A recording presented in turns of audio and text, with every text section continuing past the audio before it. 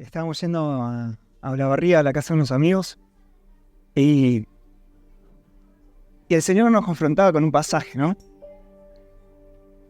Y a raíz de eso es que me hacía una pregunta esta semana, ¿no? Y ¿de qué enoja el Señor? ¿Qué puede enojar, no?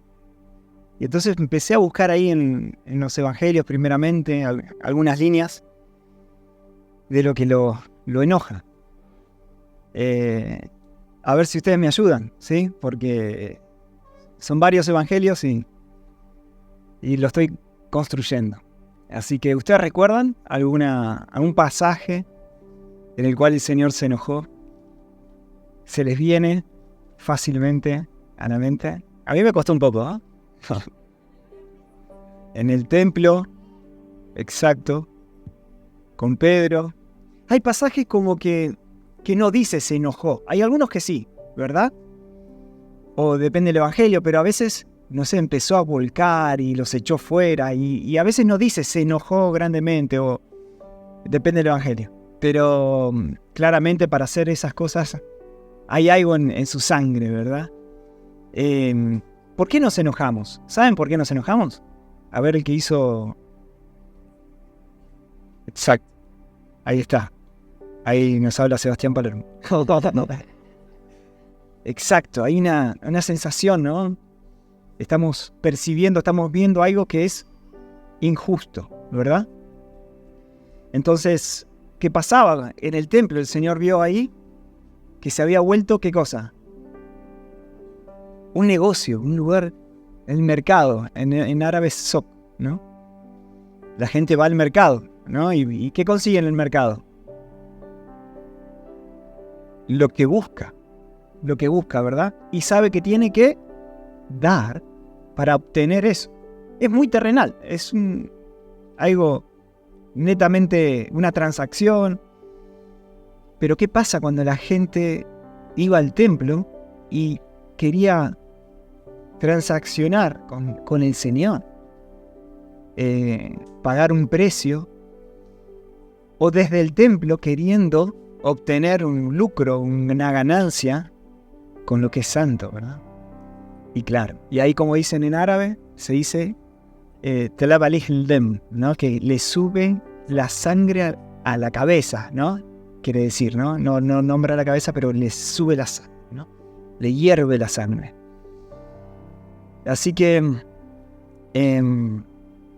hay varios pasajes que vamos a estar compartiendo. Pártelo el que compartimos allí con los amigos.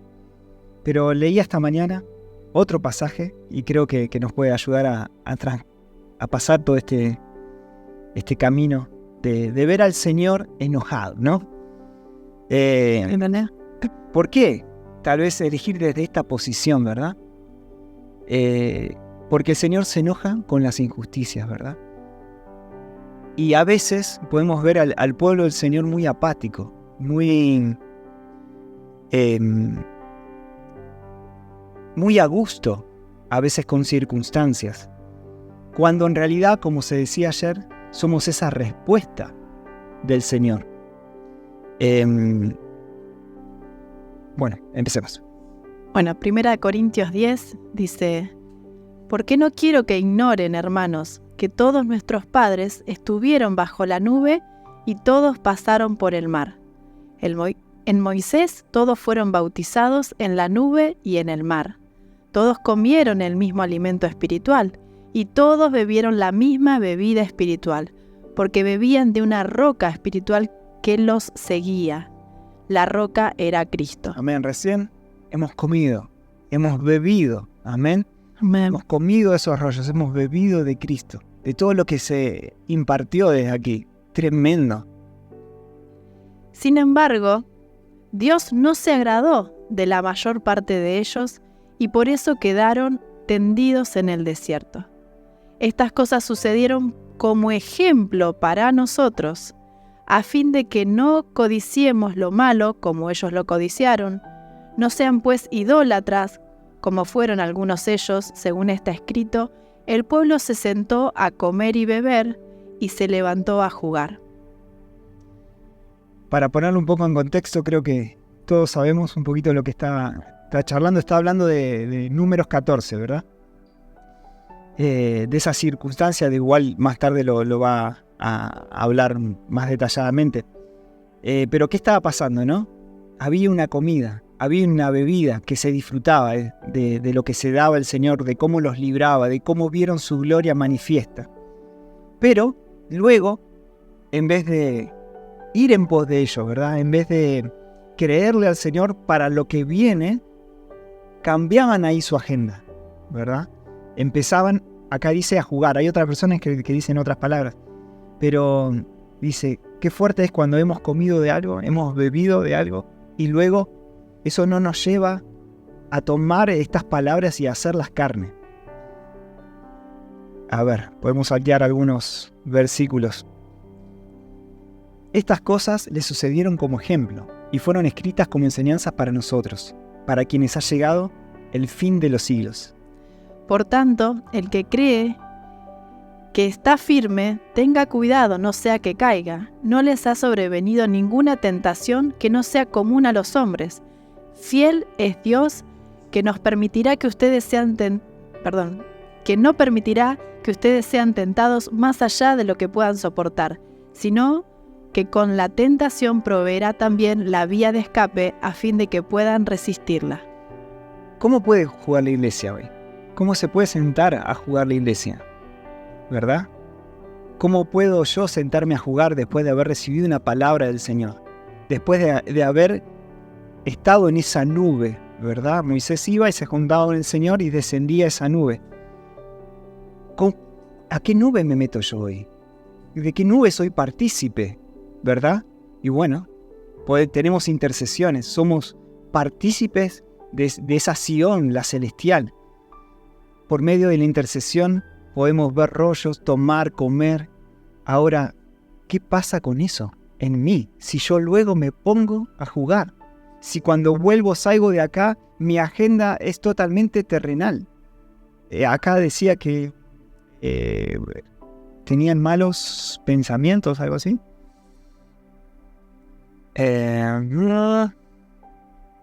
Más abajo. No codiciemos, dice, estas cosas sucedieron como ejemplo para nosotros a fin de que no deseemos lo malo. Como estos que están hablando de Números 14 sucedió. ¿Qué pasa cuando esto que se ha soltado no hace mecha en mí? Y yo vuelvo a mi vida como si estas palabras tan fuertes, tan ricas, hubiesen sido para otro, ¿no? Se habló otra cosa, se habló madurez, se habló identidad, se habló justicia. Fue puesta en nuestra cuenta toda esa justicia de Cristo, ¿verdad? Se vació en nosotros. Y ahora por medio de Cristo puedo tener acceso a esa puerta. No por mis méritos, sino por los méritos de Cristo. Y puedo pasar ese umbral para caminar ese propósito, para disfrutarlo, para gozarme en lo celestial. Ahora, ¿qué pasa si vuelvo a casa y nos ponemos a jugar con los propósitos y empezar a hacer un nombre, ¿no? Poner un nombre y me deleito en un nombre, pero no en toda la expansión de lo que Dios me dijo. Eso me va a juzgar a mí. Hoy en la alabanza se hablaba, ¿verdad? De que el Señor llenaba, ¿no? De su gloria llena la tierra. Me gusta acá cómo Dios se lo toma personal la respuesta de Israel. Se enoja, entonces va Moisés y el pueblo empieza a murmurar, y Moisés se arrodilla, empieza a pedir al Señor que los perdone, y le empieza a decir, conforme a tus misericordias, conforme a quién vos sos, ¿verdad? Y le empieza a invocar eso que hay en el Señor para que no respondiera con fuego consumidor, ¿verdad? Y el Señor le contesta de una manera que me gusta mucho, a ver si lo encuentro acá. Dice, mas ciertamente, como vivo yo, y mi gloria llena toda la tierra. Amén. Le dice así, mas tan ciertamente como vivo yo y mi gloria llena la tierra, y les dice algo. Pero Dios se lo toma personal. Esto es algo familiar, ¿verdad? Dios se lo toma personal, su propósito. Dice la palabra, de tal manera amó Dios al mundo que dio a su Hijo. ¿verdad? Esto es algo que Dios se entrega, Dios se da y nos da a cada uno de nosotros. Entonces es algo personal. Cuando vemos estos colores que veíamos ayer, verdes, rojos, cuando vemos la injusticia, la mentira, la falsedad, estas apariencias de misericordia, de piedad que se levantan por medio de las distintas religiones, si esto no remueve en nuestras entrañas ese ardor por ver las tinieblas puestas en su lugar, ¿verdad? Nos estamos acomodando a los ambientes, nos estamos acomodando a los tiempos. Y Dios se lo toma personal. Dice, a ese pueblo que Dios da su palabra, contesta nuevamente con queja, con murmuración, y Dios se lo toma personal y dice, como vivo yo, y mi gloria llena toda la tierra. Me gusta mucho esa parte, ¿no? Porque queremos que su gloria, ¿no?, llene toda la tierra, pero acá me gusta cómo lo expresa. Y mi gloria llena toda la tierra. Podemos ver en el Nuevo Pacto otros ejemplos, ¿no? Que el Señor se enojó. Se enoja cuando los discípulos empiezan a echar fuera a los niños, ¿no? Y ahí dice que se enojó. Y dice, no se lo impidáis, porque de tales es el reino de los cielos. Se enoja en otra oportunidad, en una sinagoga. ¿Qué hay en una sinagoga? Chan. ¿Quién va a una sinagoga? ¿Cuál era la función de una sinagoga? ¿Verdad? La enseñanza. Era un lugar de luz, ¿verdad? Eso es lo que, por más que no sean cristianos, es lo que hablan los judíos, ¿verdad? Hablan del mismo, muchos principios que tenemos en la palabra que nosotros también lo leímos, ¿no? Entonces en un lugar donde poder conocer a Dios, ¿no? Que se manifieste su palabra, escucharla, su ley, ellos le pueden llegar a llamar. Pero ¿qué había en ese lugar? Había una persona que estaba enferma y todos estaban así, ¿no? A ver si el Señor iba a hacer una sanidad en día de reposo. Entonces, en un lugar donde la tiniebla tiene que encontrar un límite, en un lugar donde se comparte esa palabra del Señor, en realidad están viendo detalles con malas intenciones, con deseos de poder criticar, juzgar, en vez de ver la gloria manifiesta de Dios. Y ahí el Señor se enoja, ¿verdad? Con ellos. Y habla dos cositas que a mí me gustan mucho. Que dice que se entristeció en su corazón, pero que estaba enojado.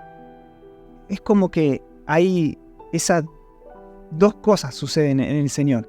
Primero, le duele esas circunstancias de estos sacerdotes, de estos fariseos, ¿verdad?, que hay en ese lugar. El Señor le duele, pero también se enoja. Dice en Marcos, está en Marcos 3, del 1 al 6.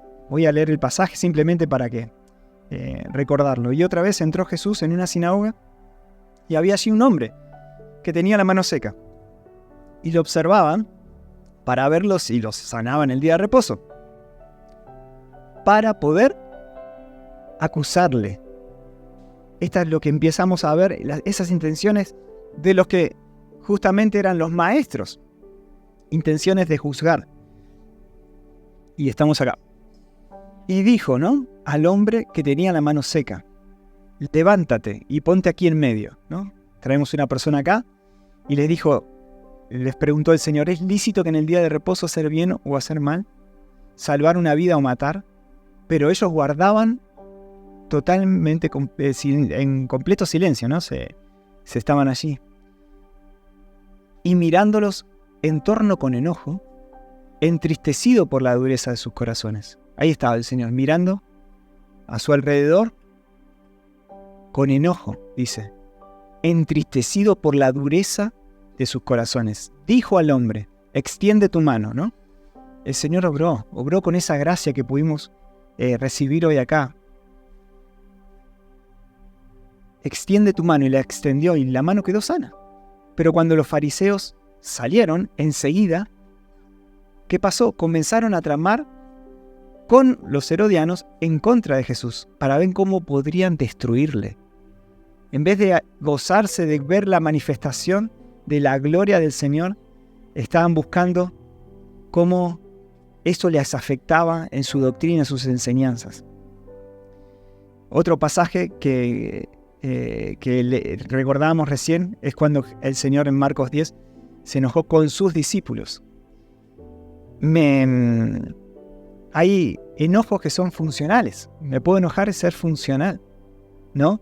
Si veo una injusticia y respondo a esa injusticia conforme al cielo, ese enojo va a ser funcional, ¿no? Si vemos que en una calle le están pegando a una mujer y yo simplemente miro, me asombro y salgo corriendo, ¿no?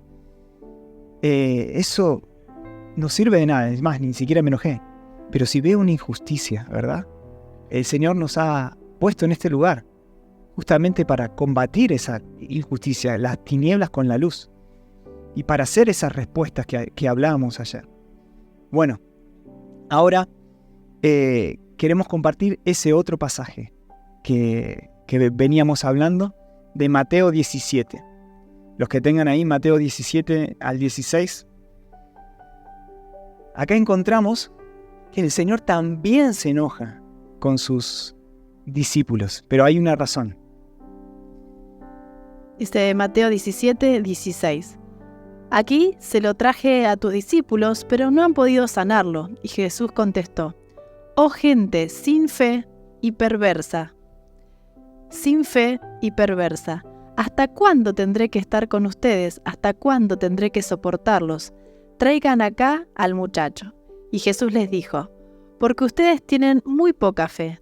Les aseguro que si tuvieran fe, aunque solo fuera del tamaño de una semilla de mostaza, le dirían a este cerro: quítate de aquí y vete a otro lugar, y el cerro se quitaría.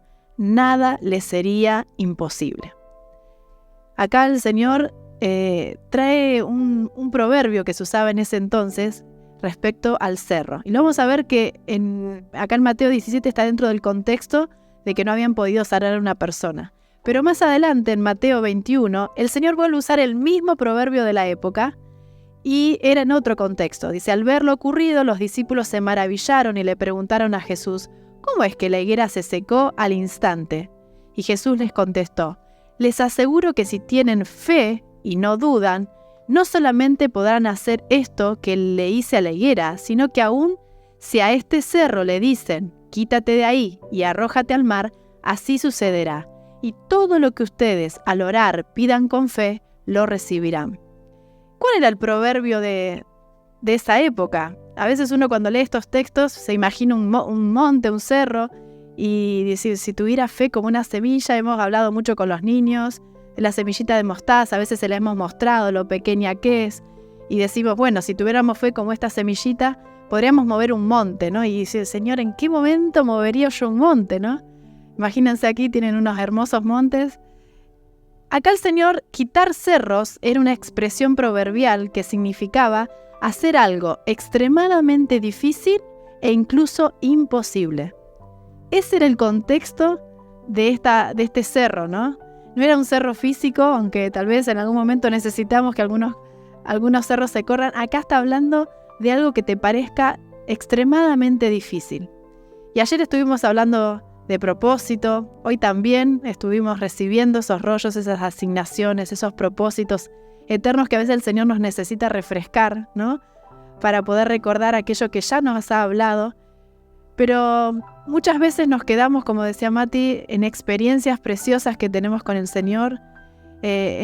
Sabemos y estamos en esa Sion, ¿no? Desde que estamos sentados en los lugares celestiales. Moisés tenía que subir a un monte y ahí descendía una nube y había una experiencia.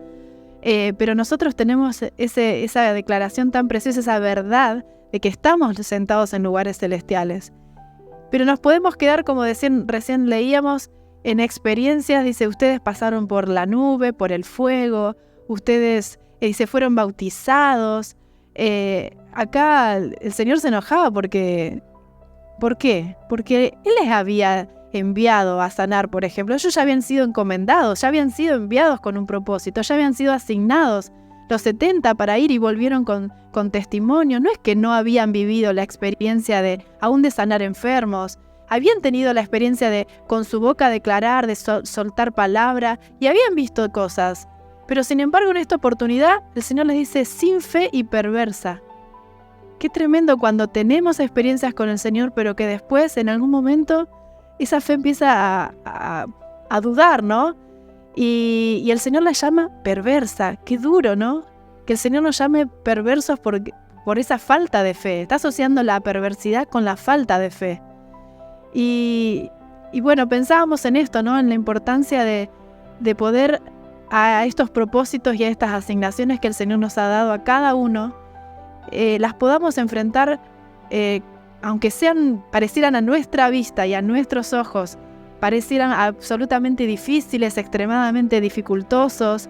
Ayer dábamos testimonios de enfrentarnos a culturas totalmente diferentes, a tener que prepararnos, estudiar, hacer cosas que parecieran muy difíciles, pero que necesitamos esa fe que el Señor está hablando acá para que no los veamos más así, sino que podamos hablar. El Señor dice, le dirían a este cerro, le hablarían a este cerro, y poder hablarle a esos cerros que a veces se ponen delante. Pueden ser problemas, dificultades, pero a veces son nuestros propios propósitos, que los vemos como difíciles, que los vemos como cerros extremadamente difíciles.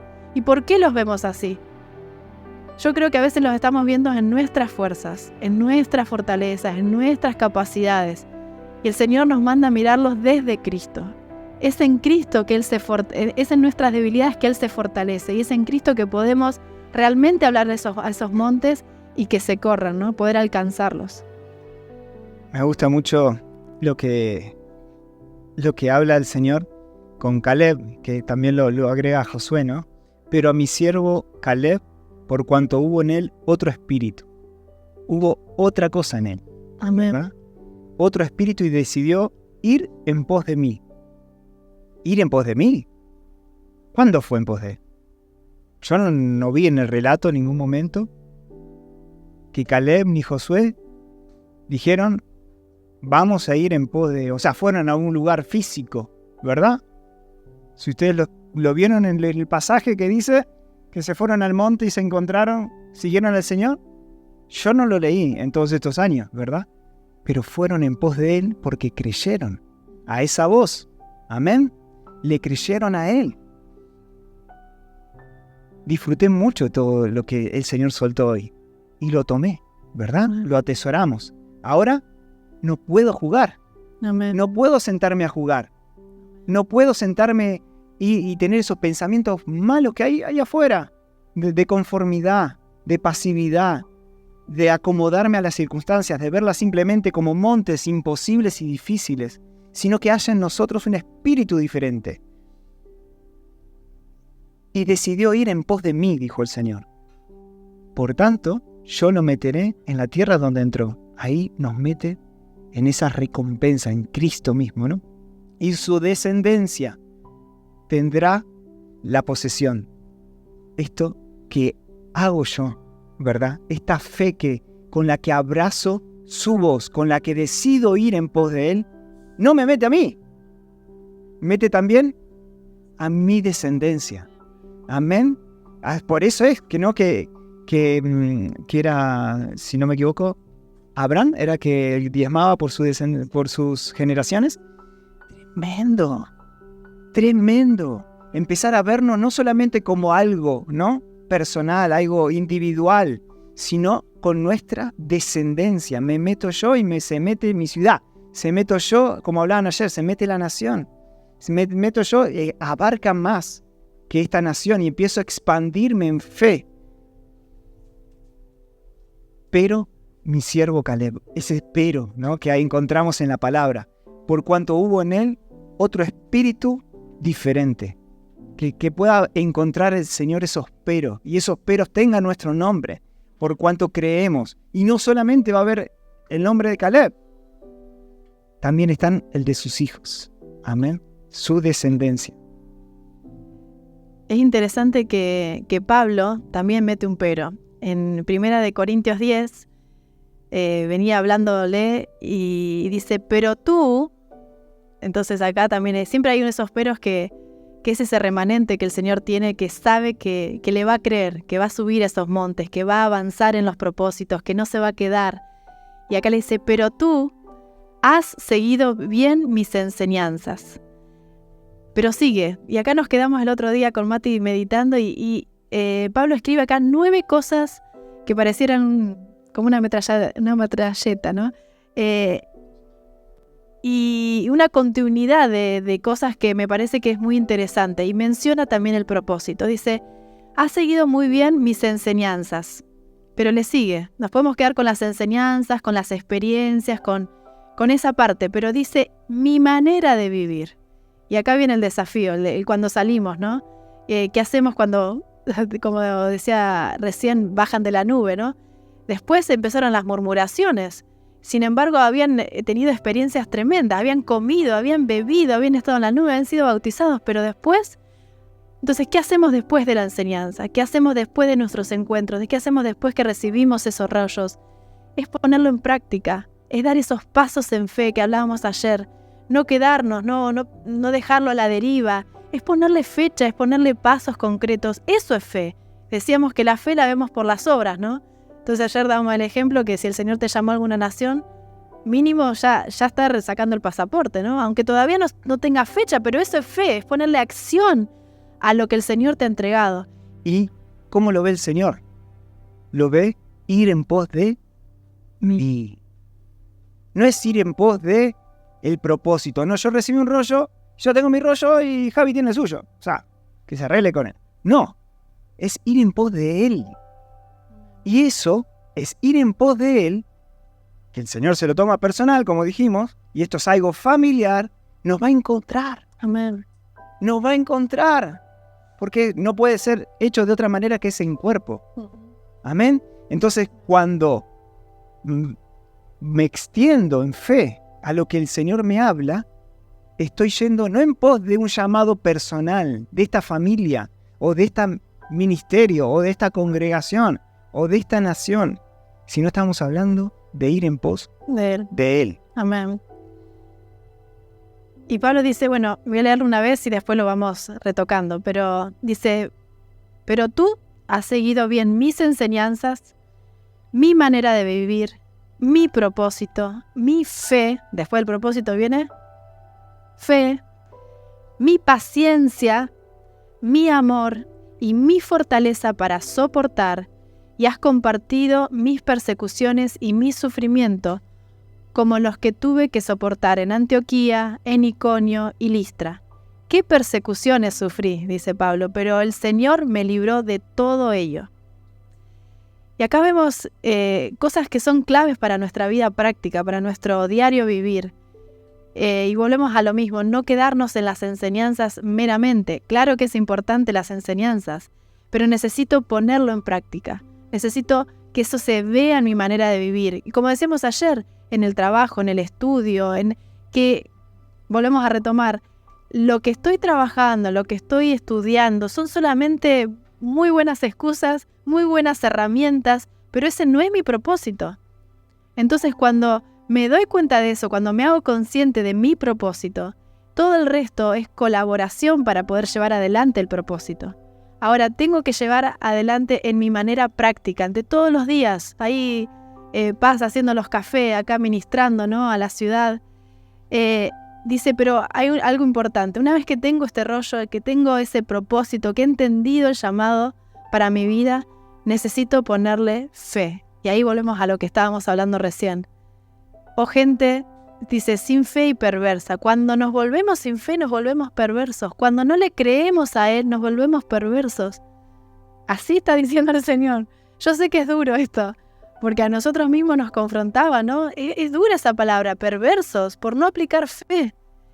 ¿Cómo puedo hacer algo sin fe? ¿Cómo puedo hacer algo sin fe? ¿Verdad? ¿Le puedo hablar a una persona? ¿Verdad? Por cumplir.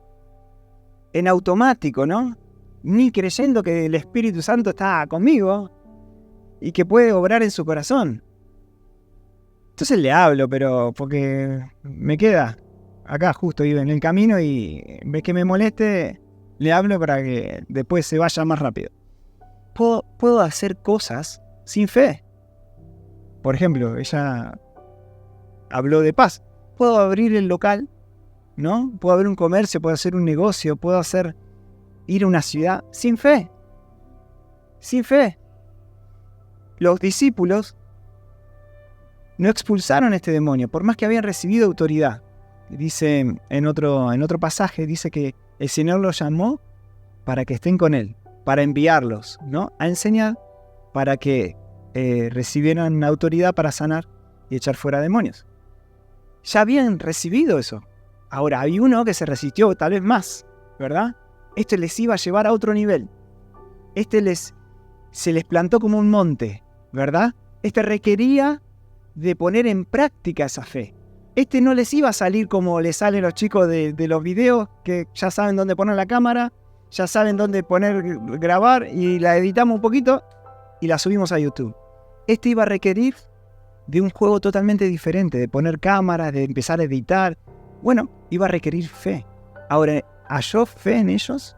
El Señor les responde de una manera, ¿no? Y esos son los lindos desafíos que el Señor nos habla. De hacer las cosas, pero hacerlas con fe. Hacer las cosas, pero mirando al invisible. Creyendo de que no es en mis fuerzas, no es en mi capacidad. Que aquel que empezó la buena obra, primeramente la completará en mí. Pero también en mi hermano. También con ese que tengo que ir. También con aquellos que me están a mi alrededor. Y cuando hago ese paso de fe, cuando me animo a creer, las cosas suceden. ¿Y qué pasó? Después de la fe, ahí viene una palabrita muy importante. Dice, mi paciencia. Y ahí hablábamos ayer un poco de la perseverancia, ¿no?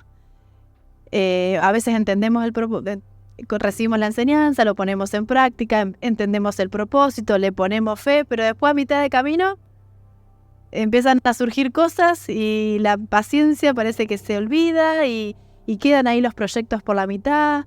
Y empiezan ahí ya a dudar. Y ayer les contábamos, ¿no? Que el Señor nos decía, mírenme a mí, no miren las circunstancias, mírenme a mí.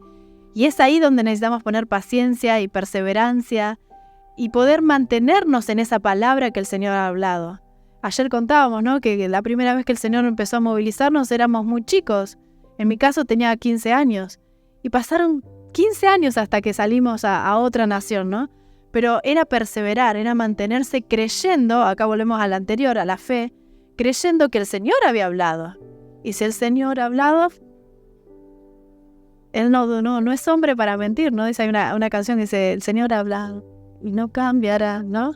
Él no cambia, en esas cosas Él permanece fiel y ahora espera de nosotros también. Y a veces sí va a necesitar paciencia. Díganme si la palabra de Antioquía no ha necesitado paciencia, ¿no? Es un tiempo donde por muchos años esta palabra ha sido soltada desde mucho tiempo atrás, pero yo sé que hay gente de fe, hay gente que ha perseverado con esa palabra, que la ha abrazado, la ha creído y ha sido paciente porque viene el tiempo y ahora es, como decíamos en noviembre, viene un tiempo donde necesitamos caminar esas palabras, necesitamos caminarlas, creerles que eso que habló el Señor todavía es vigente, ¿no? Y las vamos a cumplir. Y dice, después, tremendo, ¿no? Mi amor y mi fortaleza para soportar. Creo que sobre todas las cosas para poder soportar y para poder ser pacientes, el amor al que me ha llamado, que nos llama a Él, ¿sí? A Él nos llama, porque realmente el caminar esos propósitos nos atraen a Él. ¿Por qué? Porque no hay forma de poder hacer las cosas fuera de Él. Separados de Él, no podemos hacer nada. Entonces, cada vez que damos esos pasos en fe, hablándole a esos montes que parecen difíciles, pero vemos que Él se manifiesta y se glorifica porque realmente es Él el que termina haciendo todas las cosas y glorificándose, es que nuestro amor crece tanto, nuestra fe crece tanto hacia Él, porque lo vemos siendo fiel, lo vemos que Él realmente termina haciendo las cosas en nosotros. Entonces es como un círculo, ¿no? Yo doy un pasito. Ayer decíamos, ponemos los panes y los peces, ponemos los oficios y las profesiones, nuestra casa, nuestra vida, nuestra familia, nuestros hijos, nuestro tiempo, lo ponemos. Pero Él con eso hace maravillas. Y vemos tanto su amor, su gracia, su fidelidad, que no nos queda otra que volver en amor a Él, en agradecimiento. Nuestra fe realmente crece porque Él se manifiesta en nosotros. hace poco hablaba con un amigo, ¿no? Y es bueno para todo, este amigo mío. Lo difícil de ser bueno para todo, que te volvés con una persona que abraza un montón de cosas, ¿no? Porque justamente sos bueno para todo. Entonces, los demás requieren de mucha ayuda de él, ¿verdad? Y se va cada vez agarrando más, ¿no? Lo peligroso de eso, de recibir palabras y palabras y palabras y palabras y palabras, es que en algún momento recibí un montón de rollos y por dónde empiezo, ¿no? O quiera coleccionar, o me quiera comparar con el otro, a ver quién recibió el rollo, ¿no? Si simplemente en este lugar abrazaran lo de Antioquía, ya tienen, chicos, para mucho. Gloria a Dios porque Dios es generoso y en su gracia nos da siempre. Pero cada palabra que Él ha hablado, abrazarla requiere de fe, de esfuerzo, de paciencia, de amor, de propósito. Requiere de entrega. Amén. De ese sacrificio vivo, de ese altar encendido.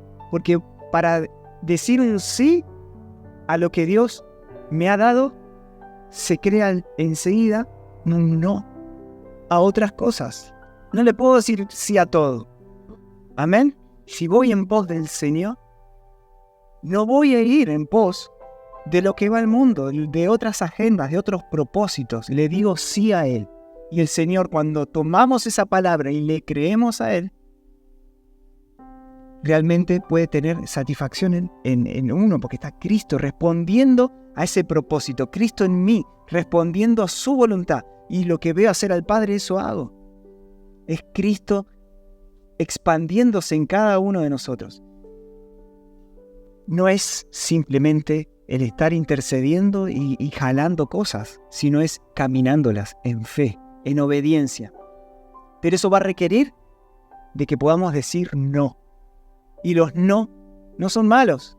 El Señor se enojó con sus discípulos y le dijo no, así no, porque les amaba. Porque sí habían recibido, sí tenían plenamente capaces de poder obrar en el propósito, pero no lo habían hecho.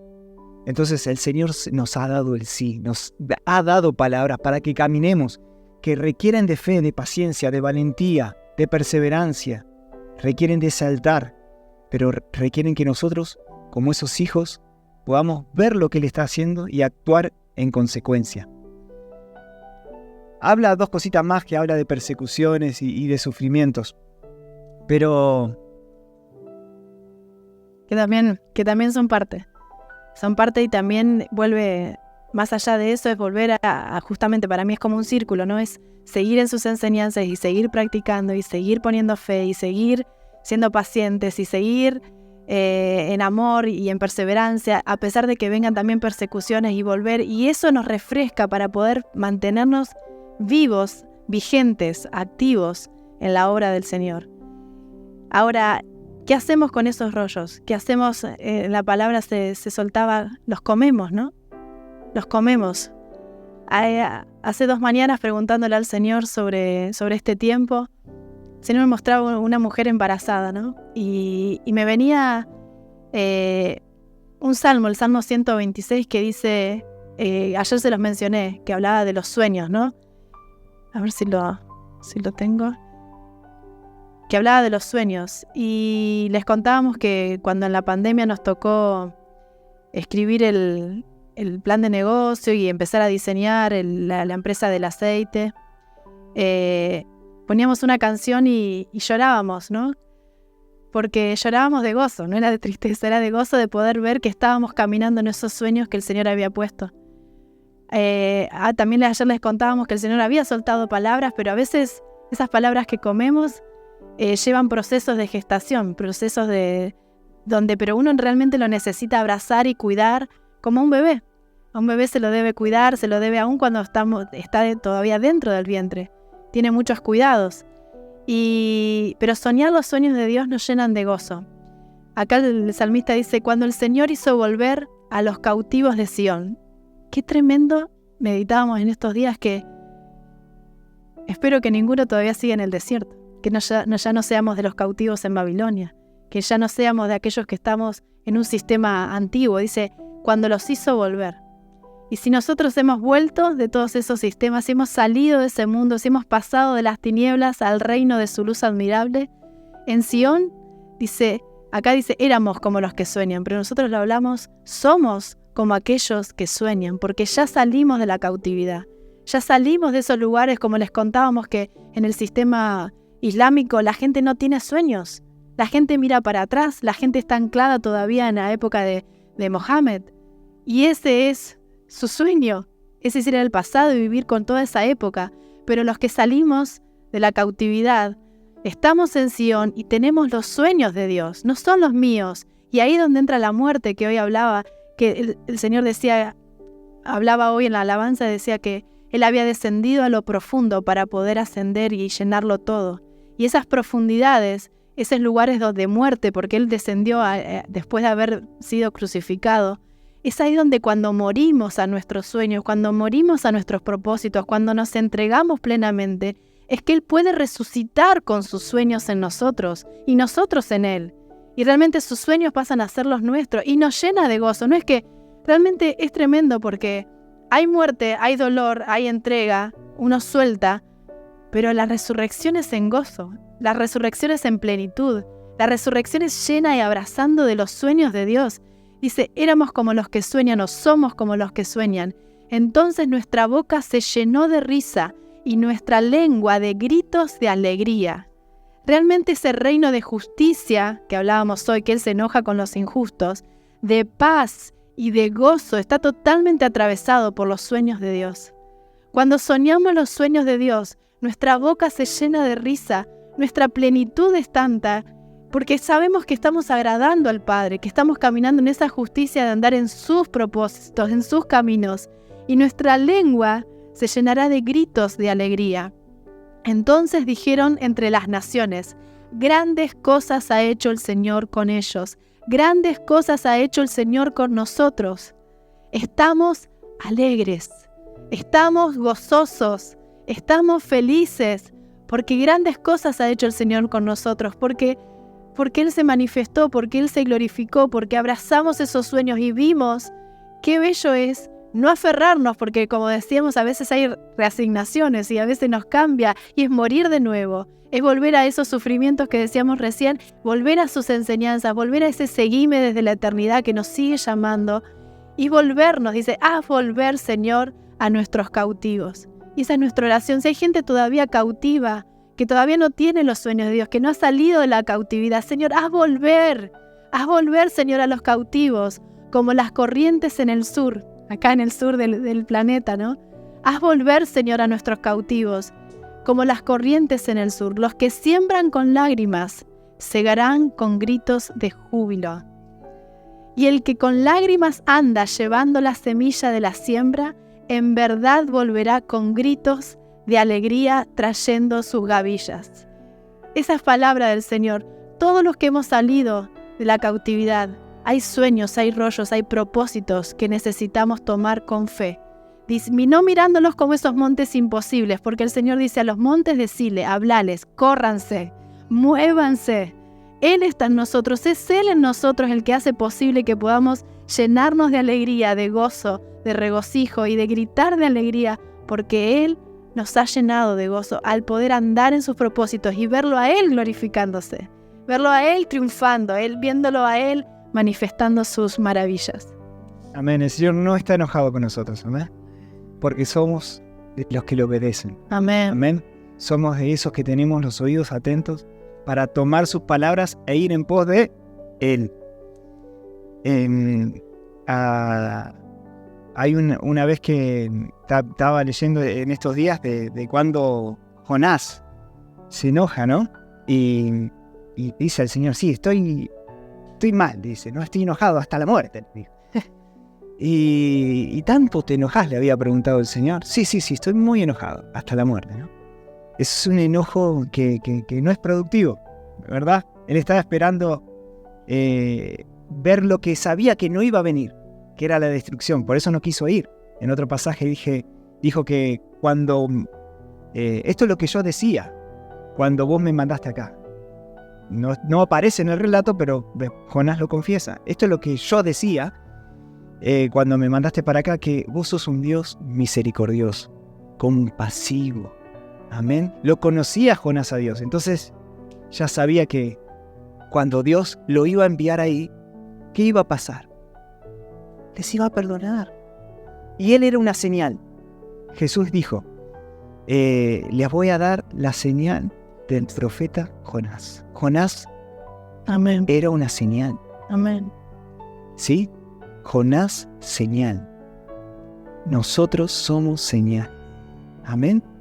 Nosotros somos esas señales para que el pueblo conozca, para que estos cautivos sean libertados. Nosotros somos esas señales de que Dios tiene misericordia, es lleno de gracia y nos manda a nosotros para libertar a esos cautivos, para que podamos ir en pos de su voluntad. Creo que a veces la tentación es justamente llenarte de estos pensamientos que de nada aprovecha, que son terrenales, ¿verdad? Que te enriedan en cosas de acá. Pero el Señor nos manda, nos insta, nos anima a poder poner nuestra mirada en otro lugar, que es justamente lo celestial, que es su voz, que es ser obediente, que es su propósito. Me venía el versículo que dice, el Espíritu del Señor está sobre mí porque me ha enviado a traer libertad a los cautivos. Así que si algo nos podemos llevar es que no somos más cautivos y hay sueños de Dios que necesitan esa fe para caminar los propósitos eternos.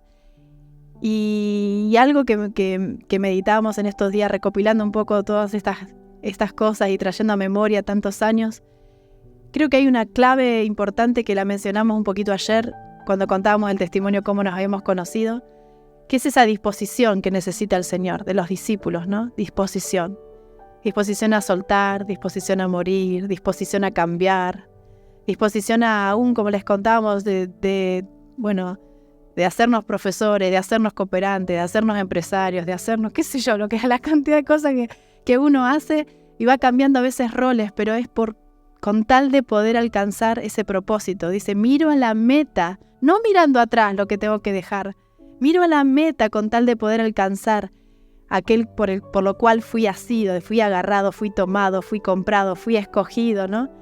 Y escribiendo un poquito, el Señor me hablaba esta semana y me decía, disposición a hacer cambios en mi vida, en mi casa, en mi familia, que me conecten con mi llamado, con la eternidad.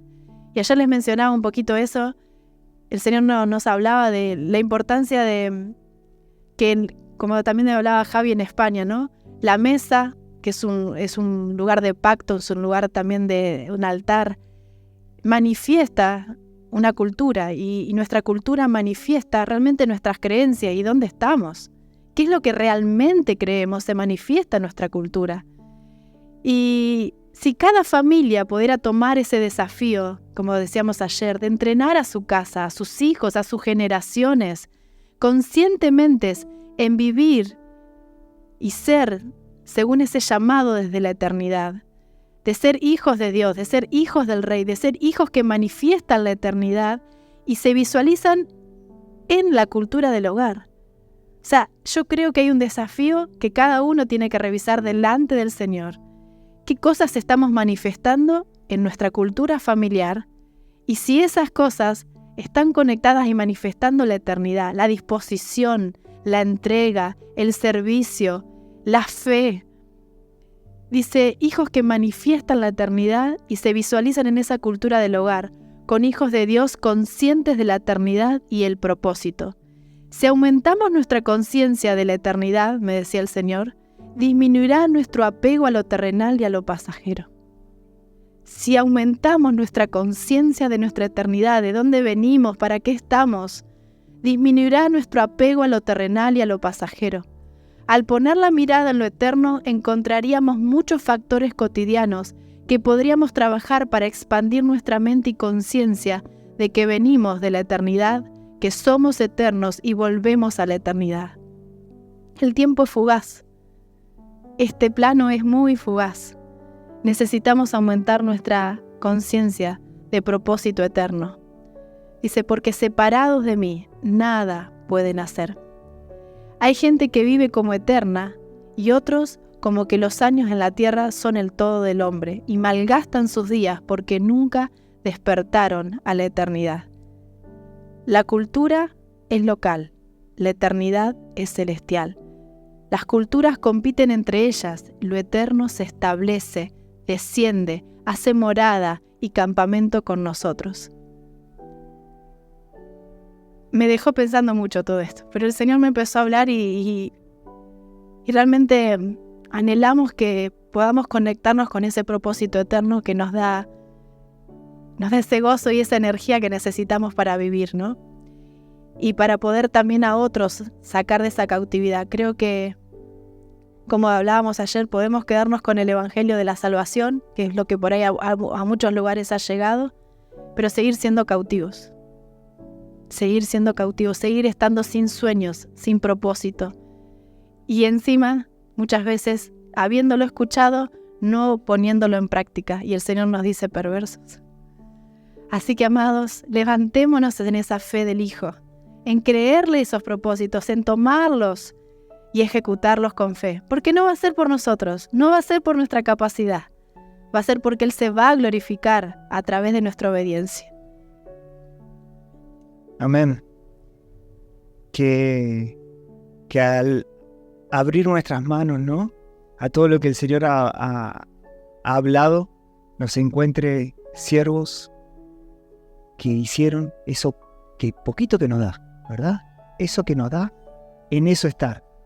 Y el Señor muchas veces este tiempo acá lo ve como poco, pero nos pone sobre lo mucho. Amén.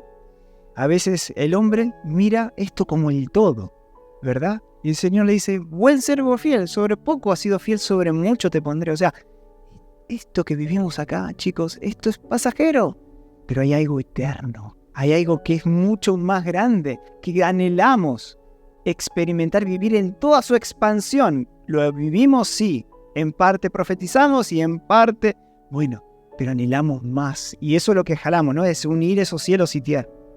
Pero no conformándome.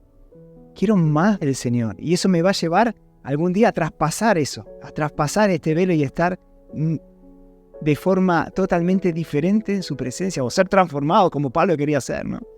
Pero no nos conformemos. No nos conformemos con estos 70, 80, 90, 100 años, 120, como algunos queremos vivir, ¿no? Sino anhelemos hacer esa voluntad y vivirla plenamente, primeramente nosotros, en ser esas señales, en recibir una palabra, Señor, esto lo recibí, esto lo creo, esto lo tomo, no lo dejo caer. Y tal vez requiera más de un año, tal vez requiera de toda una vida, tal vez requiera de cambios, tal vez requiera de mucho compromiso. Pero el Señor, ¿qué hizo? Dejó, ¿verdad? Se despojó de su gloria, se despojó de mucho de lo que Él era, para venir a darse. Y eso es lo que espera de cada uno de nosotros, que le creamos y sigamos su ejemplo, que haya en nosotros el mismo sentir que hubo en Él. Cuando recién decías de los talentos o las semillas, ahí también el Señor le llamó malo y negligente al siervo que había escondido su talento. Y a los otros les había dicho, buen siervo fiel, sobre poco has sido fiel, sobre mucho te pondré. Y eso es lo que quiere el Señor, nuestra fidelidad, nuestra obediencia, aunque sea poquito, aunque sea sencillo. Cuando empezamos siendo fieles en eso que el Señor nos haya dicho, donde sea, en el trabajo, en el estudio, en los propósitos aún más grandes, créele, sé fiel en eso, multiplica tus talentos, tus semillas, sé fiel en lo poco y sobre mucho te pondré. ¿Han recibido mucho? Amén. Así que les bendecimos, han sido bendecidos con el Señor, con toda esta casa, con todos estos hermanos que son parte de esta casa. Sean fieles. Amén. Amén. Amén. Amén, Señor.